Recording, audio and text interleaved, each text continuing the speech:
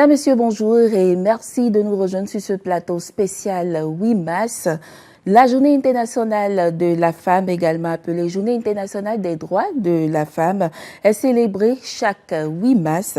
Cette journée met en avant la lutte pour les droits des femmes et notamment pour la réduction des inégalités des sexes. Et cette année, le thème retenu au plan international est, je cite, penser équitablement, bâtir intelligemment, innover pour le changement. Ce thème invite à réfléchir à des moyens innovants pour faire progresser l'égalité des sexes et l'autonomisation des femmes. Mais comment parler d'égalité, comment parler d'autonomisation de la femme si les mots qui minent son évolution persiste? Au nombre de ces mots figurent en bonne place les violences basées sur le genre. Mesdames, Messieurs, au cours de ce débat, il sera question de faire un état des lieux des violences faites aux femmes, de voir les actions menées jusque-là et ce qui reste à faire. Et pour faire ce débat avec moi, j'ai sur ce plateau Madame Oumemat Bagheri Arouna, elle est sociologue. Madame Arouna, bonjour et merci d'avoir accepté notre invitation. Merci, Madame Georgie. J'ai également sur ce plateau Madame Loreto Akapovi. Elle est membre de l'association Marie-Mère de la foi audacieuse. Madame Akapovi, bonjour. Bonjour, Madame Georgie. Et merci d'avoir accepté notre invitation. Je rappelle également que l'association Marie-Mère de la foi audacieuse, c'est une association qui s'occupe également des femmes violentées. Tout à fait, c'est bien cela. Alors, ma première question s'adresse à Madame Arouna. Madame Arouna, lorsqu'on parle des violences faites aux femmes, qu'est-ce qu'on y met concrètement? Merci, Madame Georgie. Les violences faites aux femmes, c'est d'abord tout acte de violence exercé sur la personne d'une personne de sexe féminin et qui vise à lui faire subir certains types de préjudices, dont des préjudices sexuels, physiques et tout ça. C'est aussi tout type de violence en termes de menaces qu'on confère à cette personne-là, qu'on profère à l'endroit de ces personnes. C'est également toute privation arbitraire de liberté, que ce soit dans le cadre privé comme dans le cadre public également. Donc pour le moment, on peut concevoir que les violences faites aux femmes sont exclusivement vers les personnes, soit des femmes, soit des filles, de toutes les manières, des personnes de sexe féminin. Alors, Madame Akapovi, votre petite idée sur la question? Généralement, quand on parle de violences faites aux femmes, le commun des mortels pense immédiatement à la maltraitance corporelle, au cou. Mais les violences faites aux femmes englobent un champ tellement plus large. Les violences faites aux femmes peuvent s'exprimer non seulement au sein du foyer, au sein de la famille, au sein du foyer, donc exercé directement par un époux, au sein de la famille exercé par un père, un oncle, un frère ou même parfois la belle famille, au sein de la vie professionnelle. Donc, par exemple, le harcèlement sexuel, la dégradation du travail que produit la femme, le fait de ne pas la considérer comme l'égale de l'homme, sur le plan parfois même génital, par les excisions, par exemple.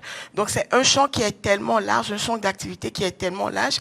Il s'étend même, je dirais même à celles-là qui souffrent du regard des autres, qui souffrent de brimades, parce qu'elles ne sont pas du même bord sexuel que la plupart des femmes, parce qu'elles ont décidé d'être d'un autre bord sexuel, par exemple. Donc, c'est un champ qui est extrêmement large et il y a tellement de choses à faire dans le domaine qu'il faut bien qu'on commence quelque part. Et nous allons aborder tous ces éléments au cours de ce débat. Je vais me retourner vers la sociologue, Madame Arouna. Madame Akapovi elle citait déjà dans sa définition les types de violences faites aux femmes. Alors dites-nous, quelles sont les formes les plus en vue de violences faites aux femmes? Oh, comme elle le disait tout à l'heure, c'est un champ suffisamment large. Les violences faites aux femmes, vous prenez d'abord les violences psychologiques. On ne le voit pas tout de suite, mais c'est très important, la violence psychologique. Quelqu'un qui vous injurie, quelqu'un qui vous minimise, quelqu'un qui refuse de vous donner vos droits. Celui-là exerce des violences psychologiques sur vous. Il y a les violences physiques, ça c'est les formes qu'on voit le plus. Un mari qui bat sa femme, et un père qui bat sa fille, et des lacérations du corps. Il y a tellement de violence, on vous bat, on vous blesse, on vous envoie à l'hôpital et parfois vous y perdez la vie. Ça, c'est des violences physiques. Mais également les violences sexuelles. Les violences sexuelles, vous verrez bien sur les lieux de travail, la forme la plus connue de violence, c'est le harcèlement sexuel. Vous verrez également les mutilations génitales féminines et qui ont plusieurs causes sur lesquelles on va revenir peut-être après. Il y a les violences économiques. Lorsqu'un mari décide de ne pas vous donner de l'argent alors que vous en avez besoin pour les activités domestiques, pour élever vos enfants, des violences de toutes sortes en fait. Donc, et lorsqu'on va évoluer dans le débat, on va constater que effectivement les violences, elles sont de mille formes, de mille formes. Elles sont de Donc mille les formes. manifestations. Les violences les plus en vue, je le disais tout à l'heure, les plus remarquables. Voilà. Il y a aussi, justement j'oubliais, il y a des pratiques traditionnelles que nous considérons comme des violences faites aux femmes. Les mariages forcés, par exemple. Et il y a plusieurs types de mariages forcés. Il y a le mariage forcé simple, il y a le mariage par échange, il y a le mariage par rapt, c'est-à-dire que l'enfant va au marché et puis il y a un groupe organisé de jeunes hommes qui l'embarque et elle va pour une destination inconnue. Peut-être avec l'assentiment de ses parents. Hein. Donc il y a le mariage par rapt. Il y a également les formes, les différents types de veuvage. Il y a des pratiques rituelles qu'on fait subir aux femmes et qui sont considérées comme infamantes, qui sont considérées comme des violences sur leur personne. Le fait, par exemple, de se coucher toute la nuit à côté du cadavre de votre mari, le fait même de boire l'eau de toilette du cadavre, il y a tout ça qui constituent des formes de violence qu'on a répertoriées. Mais les formes les plus importantes, c'est les violences physiques, c'est les violences psychologiques, c'est les violences économiques, c'est les violences sexuelles surtout. Donc il y a tous ces types de violences qui ont évidemment des solutions, mais qui ont aussi des causes que nous allons voir par ailleurs. Voilà. Madame Akapovi, dites-nous quels sont les mécanismes par lesquels ces violences se manifestent. Vous savez, les hommes en général, quand on leur dit qu'ils sont l'autorité, ils n'ont peut-être pas forcément conscience du fait qu'ils abusent de leur autorité. Dans le livre de la Genèse, la Bible nous enseigne que, après avoir créé le ciel et la terre, Dieu a créé l'homme à partir de la poussière. Et quand il a vu que l'homme était seul, il a désiré lui donner une compagne. Il a alors pris une côte de l'homme. C'est très significatif. Que font les côtes? Les côtes protègent nos organes les plus essentiels, nos organes vitaux les plus importants. Alors c'est ça même le rôle de l'homme. Dieu ne fait rien au hasard. S'il a tiré la femme à partir de là, c'est parce que le rôle de l'homme est de protéger la femme. Mais ces derniers, peut-être par abus de pouvoir, parfois peut-être par inconscience ou simplement parce qu'ils ont vécu dans un monde, dans une famille où ils ont vu perpétrer donc certains faits, les reproduisent eux-mêmes à leur tour. Donc c'est cet abus de pouvoir-là contre lequel il faut vraiment lutter. La plupart des hommes pensent, on dit oui, la femme doit être soumise à l'homme. Je suis d'accord, c'est ce que dit la Bible aussi. Mais Ephésiens 5, 25 nous dit, Marie, aimez vos épouses comme Christ a aimé l'Église et s'est sacrifié pour elle. Alors la soumission dont il est question n'est pas une soumission esclavagiste où au moindre refus de la femme d'obtempérer à un autre, au moindre refus d'obtempérer à une décision qu'on veut lui imposer, on doit du coup automatiquement la bafouer, la battre, lui infliger des sévices. Non.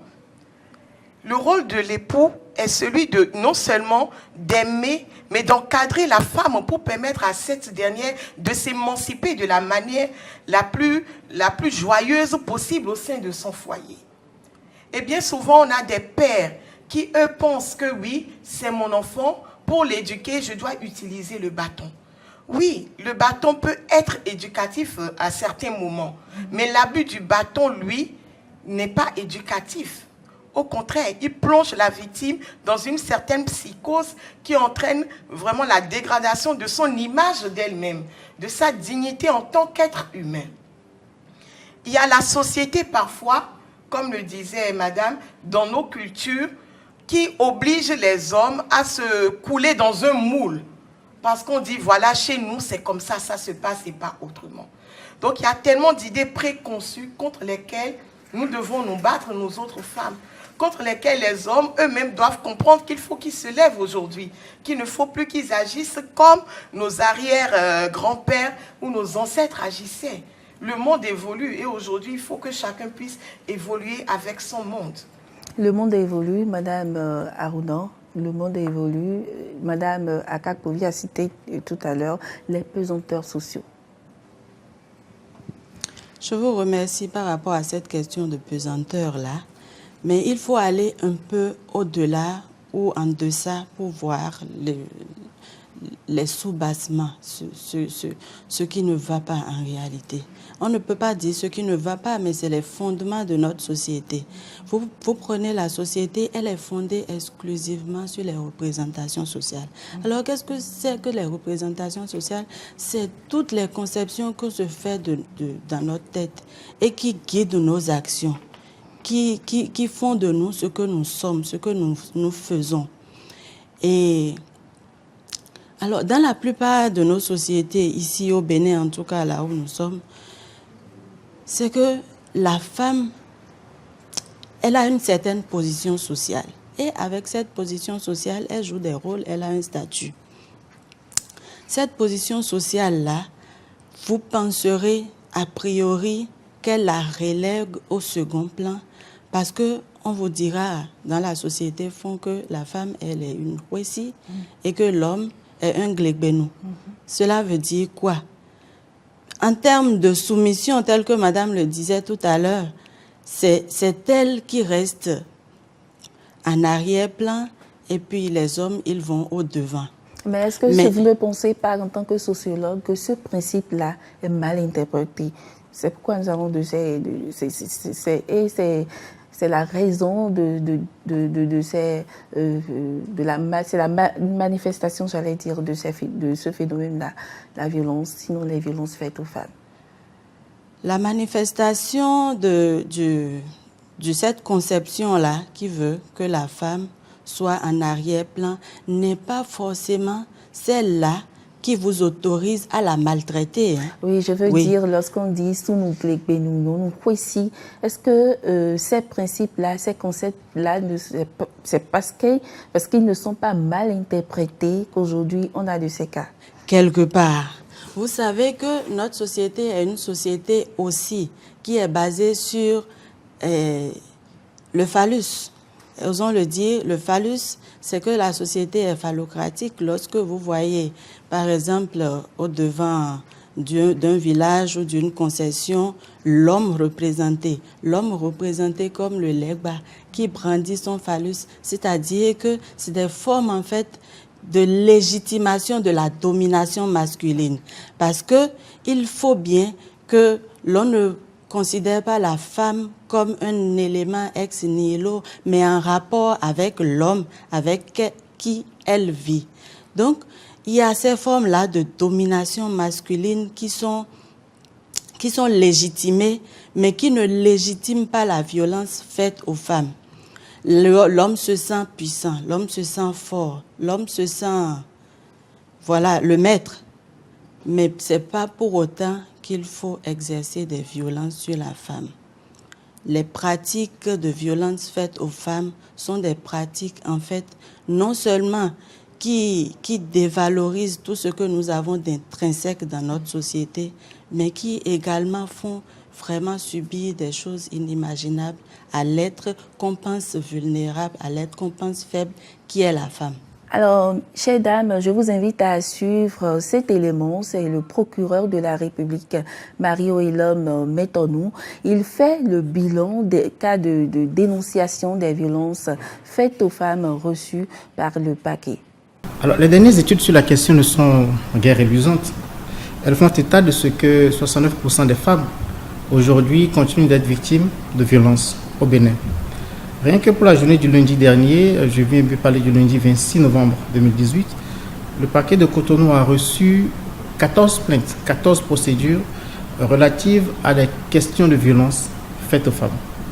Donc, vous constatez que les statistiques ne sont pas bonnes. Mais il y a des éclaircies ici et là. Les éclaircies, c'est d'abord l'évolution du cadre législatif. Nous sommes partis d'un coutumier du Dahomey. Nous en sommes aujourd'hui à un code de l'enfant. Mais avant, nous avons eu le code des personnes et de la famille.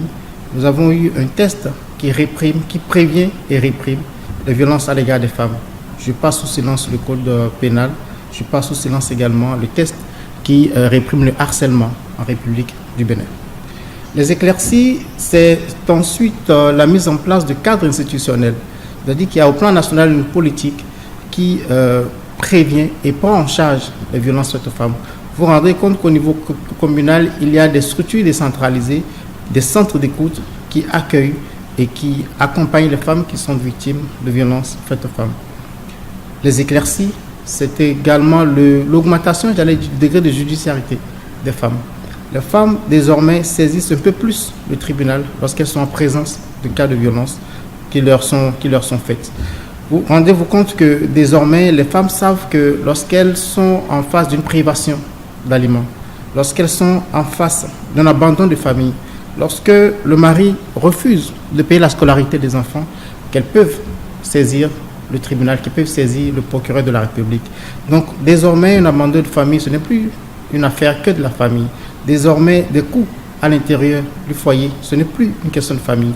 Ça devient le problème du procureur de la République.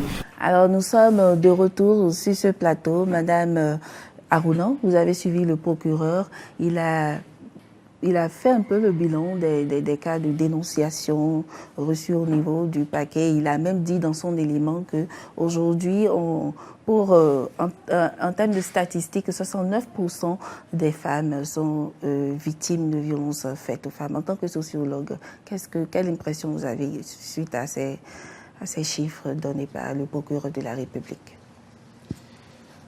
Ce n'est pas si étonnant que ça. En tant que femme, nous avons, soit dans notre cadre familial, soit dans notre sphère publique de travail, soit, en tout cas, dans nos différentes sphères de formation, nous avons à un moment donné subi des violences, que l'on le veuille ou non. Ce pourrait juste être des violences psychologiques, ça peut être des violences physiques aussi. Lorsque sur les bancs de l'école, le maître trouve que la forme idéale d'apprentissage, c'est les sévices corporels. Lorsque même jusqu'en terminale, on continue à battre les enfants parce qu'ils sont venus en retard, parce qu'ils ont bavardé au cours, chacun d'entre nous a subi à un moment donné des violences. Et il l'a dit, le procureur a dit que en fait les violences, ce n'est plus seulement une histoire de famille, que les violences ont commencé à sortir. Mais il faut aussi dire que les mutations sociales sont telles qu'elles prennent des décennies pour pouvoir se réaliser. Alors, parce que les femmes ont commencé à sortir, nous pouvons déjà remercier toutes les associations, tout le cadre institutionnel qui est mis en place pour lutter contre les violences faites aux femmes. Mais jusqu'à présent, il y a encore des femmes qui gardent le silence, qui sont dans leur maison, qui sont dans leur chambre, qui parce qu'elles tiennent forcément à rester mariées, elles sont là, elles subissent les violences. Alors vous, en tant que sociologue, quel est le visage du phénomène aujourd'hui, en tant que sociologue?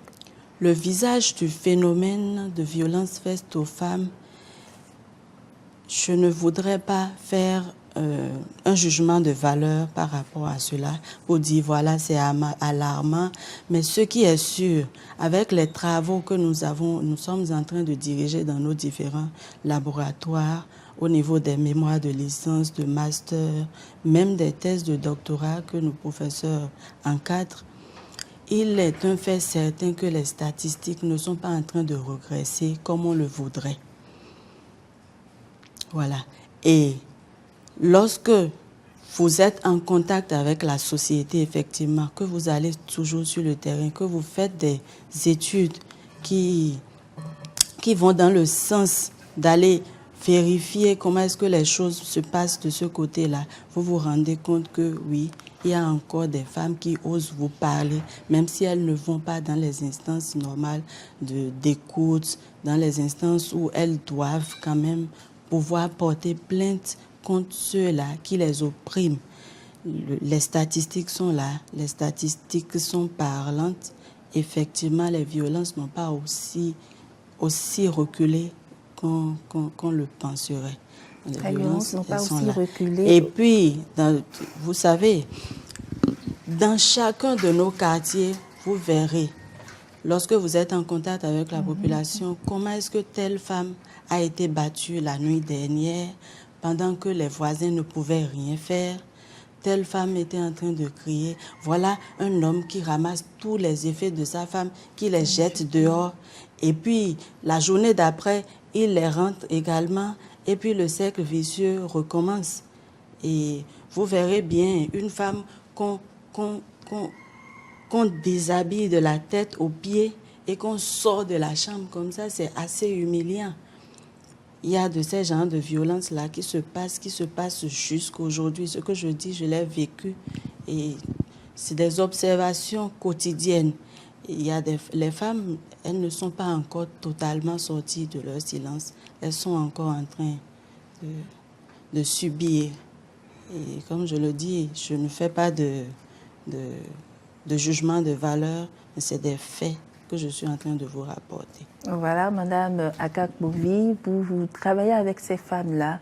Vous avez suivi le procureur tout à l'heure. Alors, quelles sont vos impressions? Vous savez, je partage totalement l'avis de Madame. En réalité, oui, c'est vrai, on annonce des chiffres. On est content qu'il y ait un cadre juridique qui soit proposé pour venir en aide, pour soutenir ces femmes-là. Mais le fait est que le silence règne encore. Le silence règne encore parce que la femme, par définition, est patiente. La femme, par définition, elle encaisse. La femme, par définition, ne veut pas abandonner son foyer. La femme, par définition, ne veut pas faire du mal à son époux. Alors, ce qui est paradoxal, c'est que ce sont ces femmes-là qui sont des victimes. Mais ce sont elles qui ont plutôt l'impression d'être la cause de leur propre malheur. C'est-à-dire? C'est-à-dire que les sévices produisent chez ces femmes une certaine culpabilité. Simplement, par une relation de cause à effet. On leur dit, je t'ai battu parce que tu m'as désobéi. J'ai fait ci parce que tu as fait ça. Du coup, elles se sentent coupables du fait que cet homme les maltraite. Et cette culpabilité entraîne aussi la volonté de vouloir protéger leur mari, également à cause du regard de la société. Parce qu'elles se disent, je sors, ok, je vais dire, mon mari me bat, mais comment on va me regarder? Comment on va regarder mon mari? Peut-être qu'il y a un repos, mon mari qui est peut-être une personnalité, mon mari qui est peut-être chef de quartier, mon mari qu'on voit peut-être sur les antennes. Mais comment est-ce que les gens vont comprendre? Ensuite, on se dit, mais les enfants sont là, je ne vais pas abandonner mon foyer. Qu'est-ce que je vais faire? C'est le père de mes enfants, je ne vais pas le jeter en prison. Et du coup, donc elle préfère garder le silence pour entretenir l'apparence. L'apparence, exactement. Alors, et au fil des années, cette culpabilité qu'elles ressentent ne fait qu'augmenter jusqu'à vraiment les rendre totalement renfermées sur elles-mêmes. C'est des femmes qui, quand vous les voyez, vraiment, ont du mal à s'exprimer, ont du mal à ouvrir leur cœur pour vous dire ce qu'elles vivent dans leur famille, ce qu'elles vivent auprès de leur père. Il nous est arrivé d'écouter des femmes qui ont été violées par leur père, violées par leur frère, parfois par leur beau-frère, mais qui ne peuvent pas sortir de ce silence. Parce qu'elles se disent, mais comment est-ce que les gens vont me regarder quand je vais dire, mon père m'a défloré? C'est aberrant. Mais comment est-ce que les gens vont me regarder? Est-ce que je vais trouver un homme qui va accepter de m'épouser malgré le fait que mon père ait eu des relations incestueuses avec moi? Puis-je déclarer à mon époux que son frère a abusé de moi? Ne va-t-il pas me jeter dehors? Donc c'est autant de choses, autant de facteurs qui font que ces femmes-là, malheureusement, préfèrent souffrir en silence plutôt que d'affronter le regard de la société qui est censée les protéger, mais qui malheureusement, parfois, ne les protège pas autant que cela devrait être. Alors, Madame Akakpovi, si on continue de citer de ces cas-là, sur quel plan a-t-on finalement évolué dans la lutte? Ben, telle est la question. L'homme a-t-il réellement évolué ou l'homme regresse-t-il? Je pense que le véritable problème, c'est que les gens ne comprennent pas, je parle de l'homme en général, ce à quoi chacun est destiné, la raison pour laquelle chacun a été créé. En fait, on se dit, c'est moi qui dois emmener cette personne là où je veux qu'elle doit être. Alors que cette personne, venant en vie, a une destinée que Dieu a prévue pour elle. Et l'autre ne doit pas être un frein sur la route de cette destinée. Malheureusement, l'homme se dit, bon, j'ai une certaine autorité que je dois pouvoir manifester. Et il manifeste mal cette autorité. Il manifeste mal cette autorité et cela engrange beaucoup de problèmes, beaucoup de difficultés donc, dans la vie conjugale, dans la vie des familles. Et pour les femmes, c'est réellement difficile. Réellement difficile. L'homme qui doit normalement accompagner la femme dans son évolution. Exactement. Constitue finalement le son... frein. Voilà. Madame Arounon, dites-nous, sur quel plan a-t-on évolué en tant que sociologue dans la lutte contre les violences faites aux femmes? Avant de répondre à votre question, j'aimerais mettre un accent particulier sur le regard de la société. Il est très important. Un regard qui parfois vous étiquette. Qui vous stigmatise.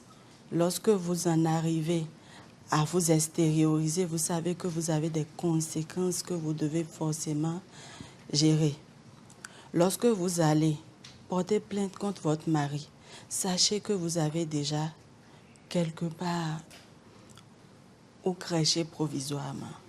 Parce que ce n'est pas évident que vous alliez porter plainte contre votre mari et que en revenant à la maison, vous puissiez avoir un tapis rouge dressé devant vous. Entrez, madame, vous avez fait votre devoir, non?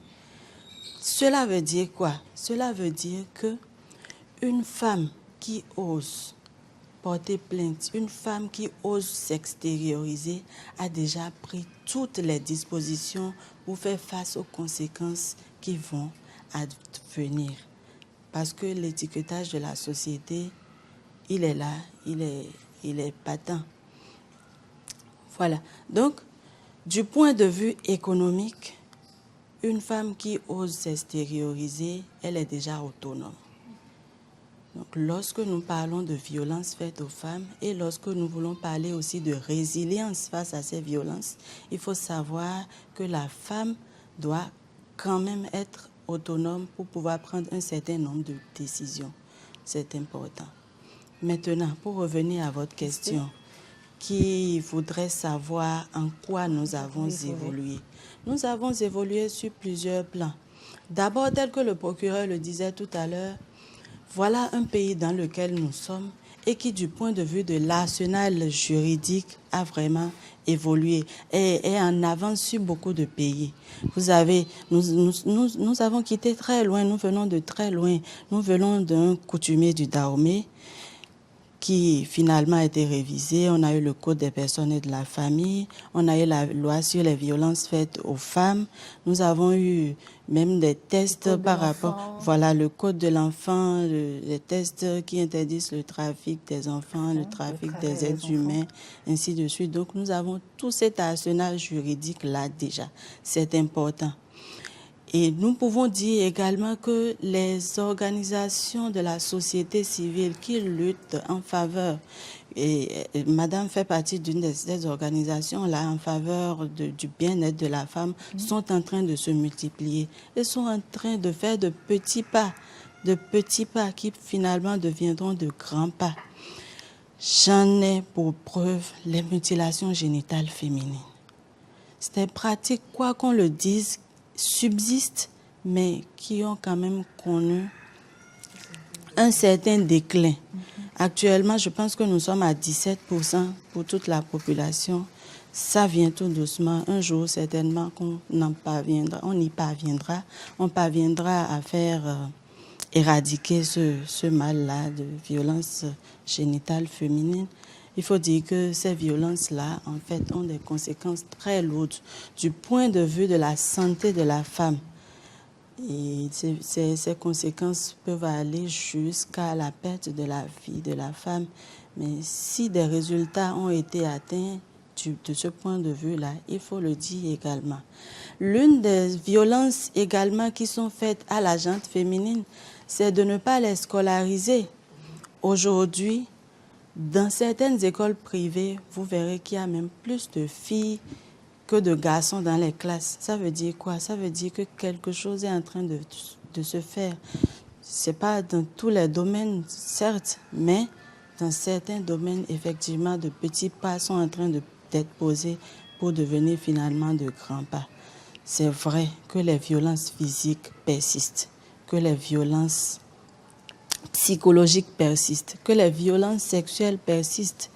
Et les violences sexuelles, je n'ai pas parlé du harcèlement sexuel, ce qui est en train de prendre des proportions, je ne sais pas, au niveau des écoles. Vous verrez bien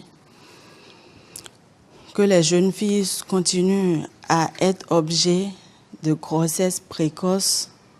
Et ça devient récurrent. Ça devient récurrent. C'est vrai, il y a une étude qui a été pilotée, je ne prends pas Plan Bénin, mais qui ne stigmatise pas les professeurs à première vue, mais les hymnes qu'on veut prendre parce qu'on n'a pas les moyens de se déplacer, mais on voudrait que le ZEM rende ce service-là, de nous amener jusqu'à destination sans prendre aucun sou.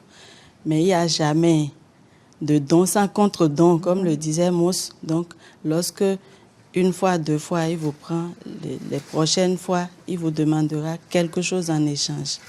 Il y a aussi les gaimen qui mettent les femmes, les jeunes filles précocement enceintes. Il y a un certain nombre de personnes, avant maintenant que les professeurs n'interviennent. Autrement dit, ils sont en train de prendre conscience, ces enseignants-là sont en train de prendre conscience. C'est vrai qu'il y a encore des brebis galeuses, mais des petits pas sont en train d'être posés également.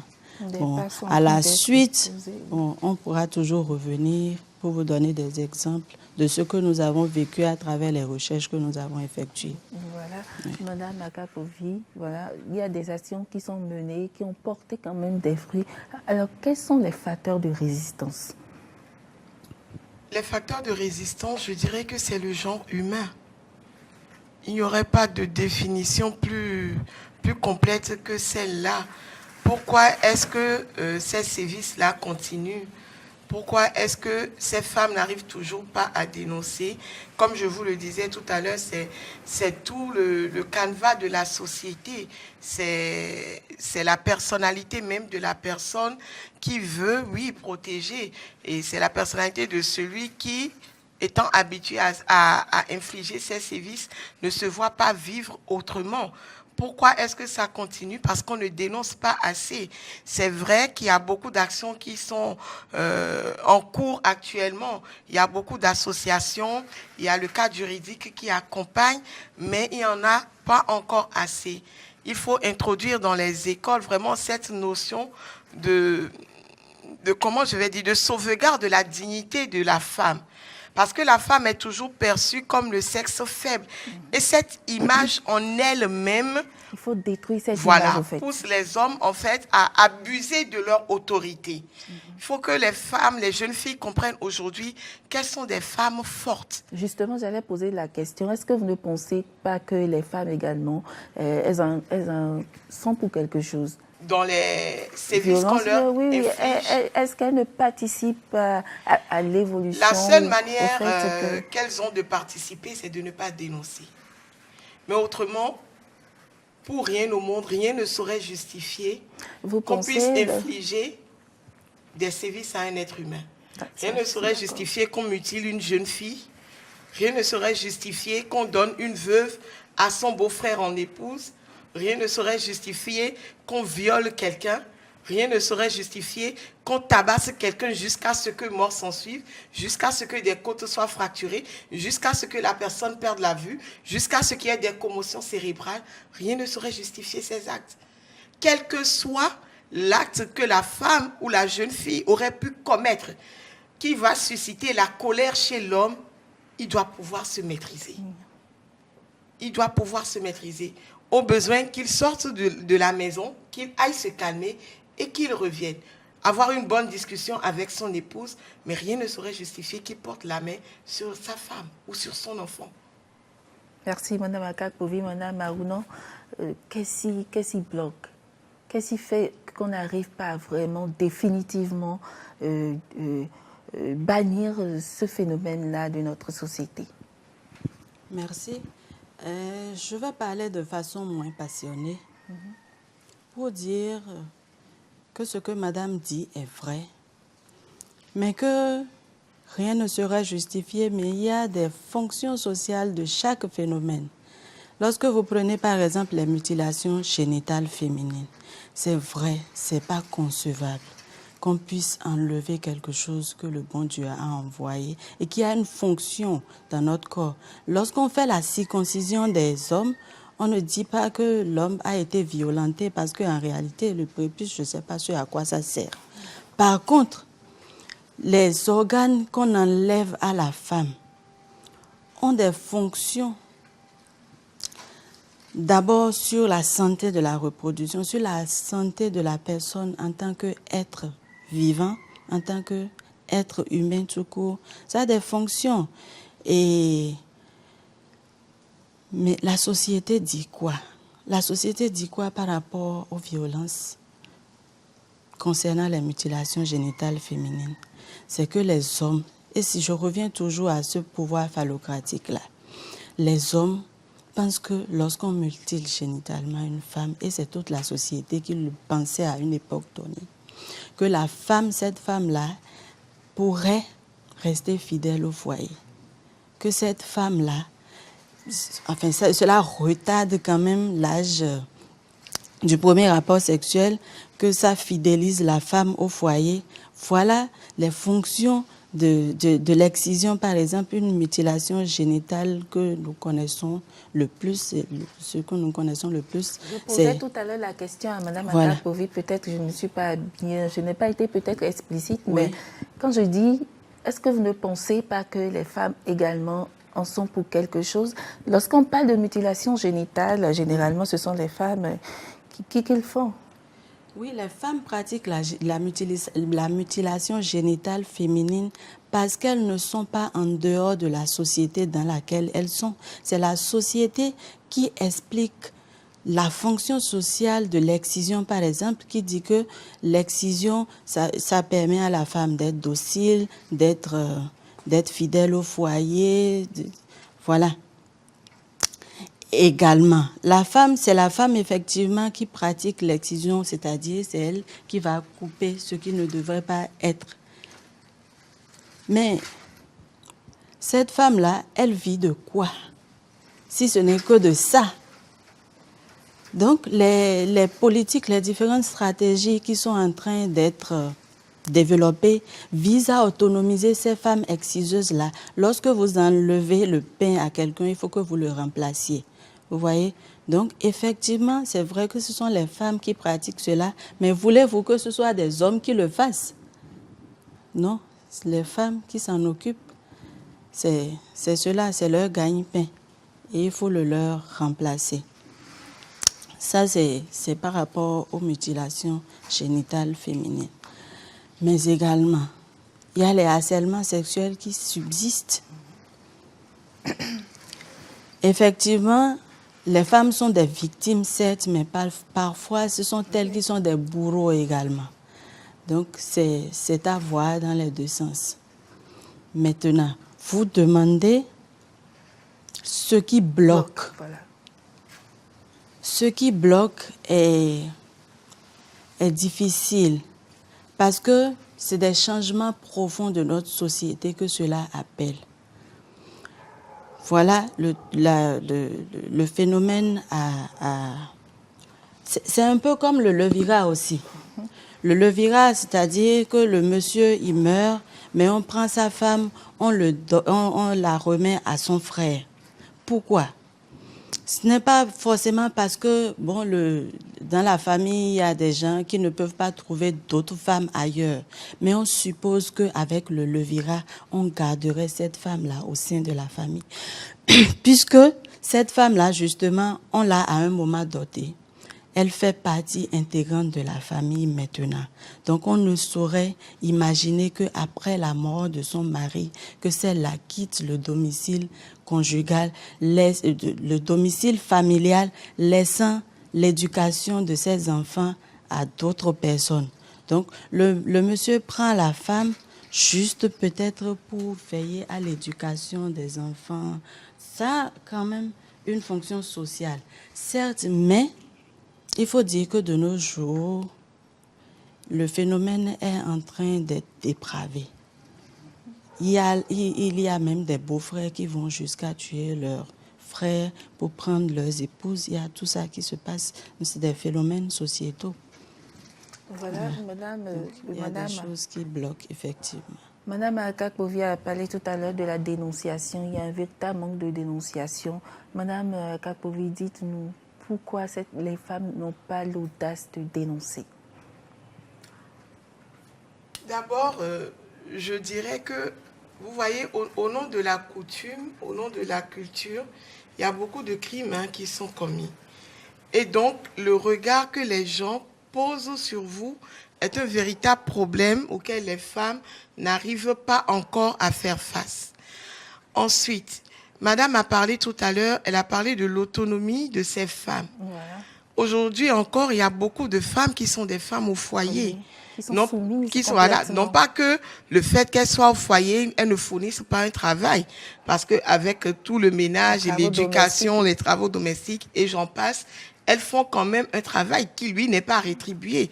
Mais du moment où ces femmes n'ont pas les moyens nécessaires pour réellement être autonomes, pour pouvoir se prendre un appartement, pour pouvoir s'occuper de leur progéniture, elles continuent pas à subir ces sévices-là dans le silence.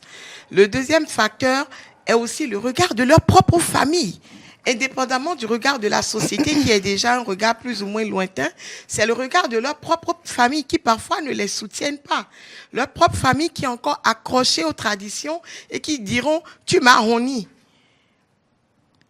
Tu sais ce que tes grands-parents ont eu à subir dans le ménage, tu sais ce que ta grand-mère a vécu, tu sais ce que moi j'ai vécu avec ton père. On continue de nous rappeler ça. Exactement. Et donc, pour ne pas justement faire le déshonneur de la famille, on continue par garder le silence. Et ce n'est pas une question de femmes intellectuelles ou de femmes illettrées. Mais non, justement, parce que les services s'étendent à tous les niveaux. Vous serez surprise de voir le nombre de femmes qui occupent de hauts postes, des femmes réellement intellectuelles, qui sont autonomes, qui ont leur compte en banque, qui ont leur véhicule, mais qui sont battues. Parce que ce phénomène n'est pas un phénomène qui est propre à l'Afrique.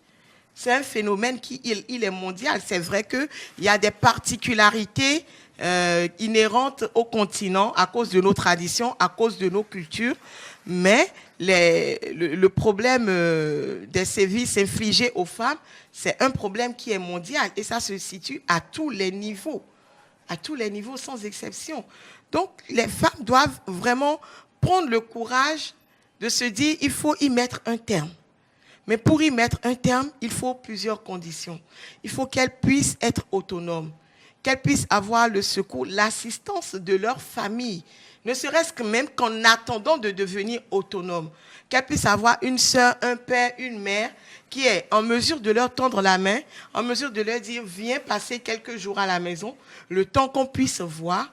Il faut que ces femmes-là aussi soient des femmes qui ont la volonté de sortir de ce cercle vicieux, qui ont la volonté donc de brandir le drapeau de la liberté, le drapeau du respect, le drapeau du droit à la dignité de tout être humain pour vraiment sortir de cette situation et que la société aussi les accompagne dans ce sens. Alors, Madame Akakovi, vous êtes au niveau de l'association Marie-Mère Foi Audacieuse. Vous recevez de ces cas, les femmes viennent se plaindre. Alors, comment est-ce que vous les accompagnez déjà psychologiquement et comment est-ce que vous les encouragez à dénoncer? Voilà, merci. En fait, au niveau de l'association Marie-Mère de la Foi Audacieuse, nous œuvrons sur plusieurs niveaux. Nous opérons d'abord au niveau des jeunes filles, à travers un ministère qui leur est spécifiquement dédié, pour leur donner les outils qu'il faut. Ensuite, nous opérons au niveau des femmes et nous opérons au niveau juridique parce qu'on a une cellule juridique qui donc accompagne ces femmes qui ont la volonté de sortir de cette prison. Donc, ce service leur donne les conseils qu'il faut, les accompagne jusqu'à déposer une plainte en justice et continue cet accompagnement jusqu'à ce que le processus soit terminé. Il y a l'accompagnement au niveau spirituel et au niveau psychologique qui est également pris en charge par donc l'association. Alors, toutes les femmes, c'est vraiment le lieu de leur lancer un appel à toutes ces femmes-là qui souffrent dans le silence pour leur dire, vous devez briser la loi du silence. Briser cette loi du silence, ça fera même du bien à vos bourreaux. Parce ils comprendront ainsi que, étant eux-mêmes des êtres humains qui ont droit à la dignité, il faut qu'ils puissent traiter toutes les autres personnes avec la même dignité. Avec la même dignité. Alors, est-ce que vous ne pensez pas, nous abandonnons là les approches de solutions, hein. Est-ce que, Madame Aouno, vous ne pensez pas qu'il y a un manque de volonté politique? Que faut-il faire pour que ce phénomène soit à jamais banni de notre société?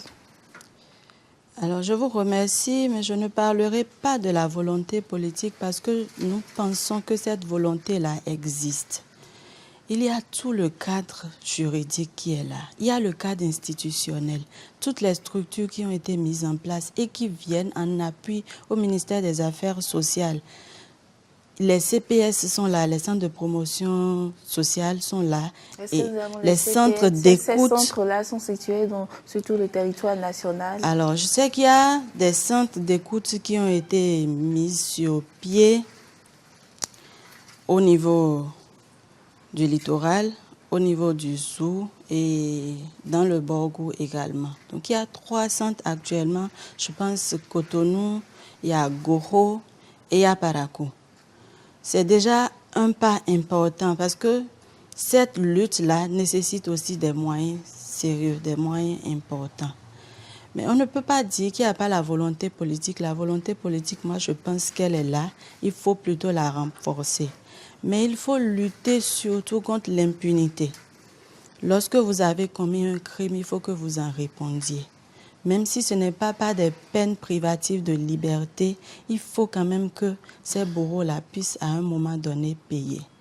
Et qu'elles ne se réfugient pas forcément derrière les normes, les pratiques et tout ça, pour pouvoir bafouer quand même ces règles universelles, essentielles, élémentaires qui existent, que de protéger un être vulnérable. Parce que la femme, quoi qu'on dise, c'est un être vulnérable, même si au-delà de tout, elle est le sexe fort. Alors, Madame Akakovi, nous sommes aujourd'hui au 21e siècle. Il y a plusieurs moyens. Nous sommes à l'ère du numérique. Est-ce que vous ne pensez pas qu'il faut développer d'autres moyens de communication plus faciles pour permettre aux femmes, sans se déplacer, de dénoncer? Oui, tout à fait, vous avez raison. Mais il faut surtout noter combien de personnes à l'intérieur du Bénin ont encore accès au jour d'aujourd'hui au NTIC, à Internet. Vous prenez la pauvre femme qui est au fin fond d'un village à Natitingou. Malheureusement, elle ne peut pas accéder à ces outils dont vous parlez. Donc, moi, je pense qu'il faut aussi mener une campagne de proximité.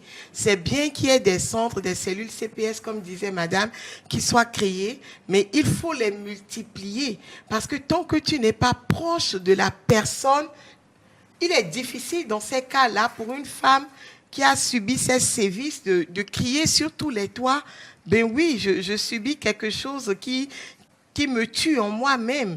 Donc, il faut vraiment une campagne de proximité. Il faut que vraiment plus d'institutions, plus de moyens financiers soient débloqués pour que justement ces femmes-là prennent conscience, parce qu'il y en a même qui n'ont pas encore conscience qu'on est en train de les brimer dans leurs droits le plus élémentaire.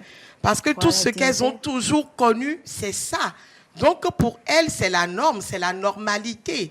Elle ne voit pas pourquoi est-ce que je vais dénoncer. Ça se passe comme ça dans le foyer de ma soeur, de ma mère, de ma cousine, dans le village, dans toute la communauté. C'est comme ça. Donc, je ne vis rien d'extraordinaire. Et quand c'est comme ça, je n'ai pas le désir de dénoncer quoi que ce soit parce que pour moi, c'est mon quotidien. C'est la vie que je connais. Je n'ai pas autre chose à chercher. Donc, c'est vraiment une lutte de proximité déjà qu'il faut faire, une sensibilisation au niveau des femmes, au niveau des jeunes filles, pour leur montrer, voilà, quels sont vos droits. L'homme n'a pas le droit de vous faire ci, il n'a pas le droit de vous faire ça. Il n'a même pas le droit, sous prétexte qu'il est le chef de famille, de prendre vos documents juridiques, de prendre les documents de vos biens juridiques et de refuser de vous les donner. C'est encore une forme de sévice. Et de vous les donner. Donc, il y a tellement d'informations qu'on doit pouvoir porter aux femmes pour qu'elles comprennent vraiment dans quoi est-ce qu'elles sont brimées dans leurs droits. Et ça, ce n'est que par une campagne de proximité qu'on puisse y arriver. Donc, la sensibilisation, elle n'est pas encore assez? Non, pas à mon avis en tout cas. Alors, qu'est-ce que vous avez à dire aux femmes aujourd'hui, 8 mars? Aujourd'hui, 8 mars, ce que j'ai à dire aux femmes, c'est qu'elles sont des femmes dignes, des femmes fortes, des femmes qui sont créées pour vraiment impacter leur monde. Et pour impacter leur monde, il faut qu'elles soient épanouies. Pour être épanouies, elles doivent pouvoir vivre libres de tout sévice, libres de tout ce qui peut être un blocage spirituel pour elles, un blocage psychologique pour elles. Et je veux vous dire simplement, mesdames, qu'aujourd'hui, vous avez le cadre qui peut vous accompagner. Vous avez les associations, vous avez les ONG, vous avez les institutions qui sont là. Sortez de la loi du silence et arrêtez d'être les esclaves des hommes de vos vies. Madame Aruna, qu'est-ce que vous avez à dire à ces femmes-là qui sont violentées, qui sont dans les foyers, qui souffrent, mais qui n'ont pas le courage de dénoncer? Ce que j'ai à dire, c'est que beaucoup de réflexions ont été menées. Plusieurs forats ont été animés. Des décisions ont été prises. Mais au-delà des décisions, il faut maintenant des actions. Des actions fortes. Et tel que madame le disait tout à l'heure, la sensibilisation ne sera pas de trop. La sensibilisation ne sera pas de trop, mais aussi, il faut que toutes les institutions quand même jouent leur rôle, parce qu'il ne suffit pas qu'une institution soit mise en place, mais qu'elle joue son rôle jusqu'au bout. Et aux femmes qui ont encore peur, parce qu'il y a des femmes qui ont peur, même quand elles portent plainte en cours de procédure, elles abandonnent, parce qu'elles voient l'avenir non pas d'elles-mêmes, mais de leurs enfants. Des femmes sont tellement sensibles qu'à un moment donné, elles veulent prendre sur elles toutes les violences qui leur sont faites. Que désormais, que ces femmes-là sortent de leur carcan, qu'elles parlent. mais qu'elles parlent dans la douceur, qu'elles trouvent les solutions à leurs problèmes dans la douceur. Parce que le monde ne peut évoluer que dans la paix et pas dans la guerre. Ne faites pas la guerre à vos époux. Amenez-les à être vos confidents, amenez-les à être vos partenaires, discutez avec eux. Il n'y a pas que les époux qui font des violences sur les femmes.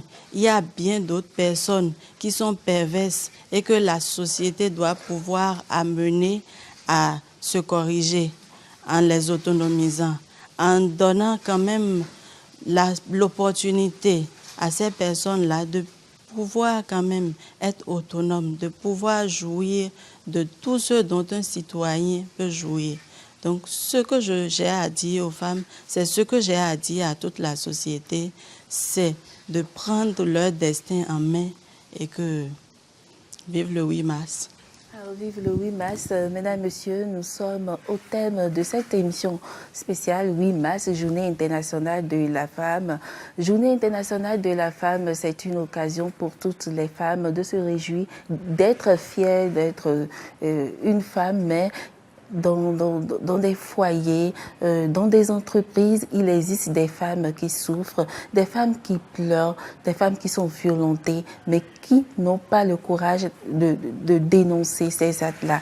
C'est l'objet, ça a été l'objet de cette émission. Eh bien, nous avons voulu autrement célébrer cette journée de la femme, c'est-à-dire sensibiliser et appeler, attirer, j'allais dire, les attentions. Eh bien, amener chaque responsable à jouer son rôle véritablement pour que la femme soit fière.